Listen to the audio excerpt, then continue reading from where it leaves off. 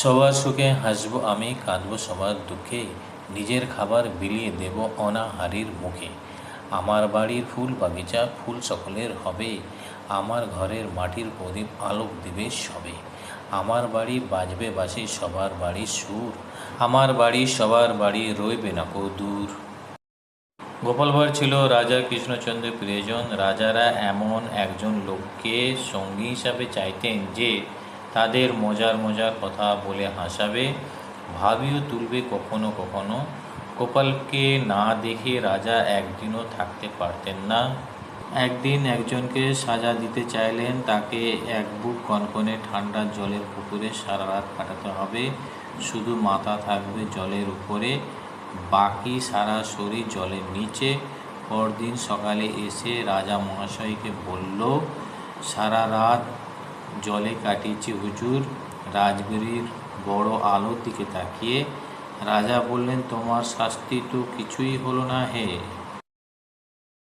লোকটি বলল, কেন মহারাজ, সারা রাত জলে ওই কনকনে ঠান্ডায় কাটালাম যে। রাজা বললেন, ঠান্ডার কোথায়, রাজবাড়ির বড় আলোর তাপেই তো তোমাকে গরম রেখেছিল। তোমাকে আরও কঠিন সাজা দেব। গোপাল শুনলেন কথাটা। পরদিন রাজার কাছে তার আসবার কথা, কিন্তু গোপাল আর আসে না।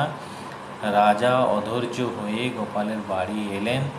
দেখলেন গোপাল তার উঠানের ধারে একটা বাঁশের মাথায় হাঁড়ি বেঁধেছে, কিন্তু উনুনটা বাঁশের গোড়ায়, সেখানে সে কাঠ জ্বালিয়েছে।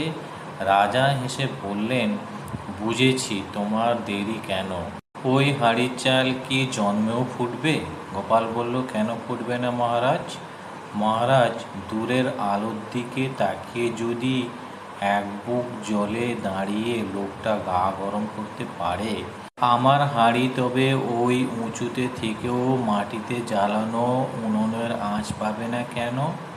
রাজামশাই এবারে হেসে ফেললেন, বললেন, বুঝেছি গোপাল, তোমার ওই বাঁশের মাথায় হাঁড়ি আর মাটিতে উনুন, এসবই আমার ভুল শুধরে দেওয়ার কৌশল।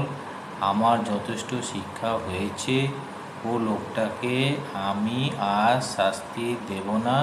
এবার হলো তো, চলো রাজসভায় চলো। আমাদের দেশ তারে কত ভালোবাসি, সবুজ ঘাসের বুকে শেফালির হাসি। মাঠে মাঠে চরে গরু, নদী বয়ে যায়, জেলে ভাই ধরে মাছ মেঘের ছায়ায়।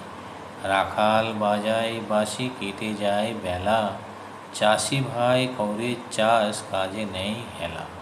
সোনার ফসল ফলে ক্ষেত ভরা ধান, সকলের মুখে হাসি, গান আর গান।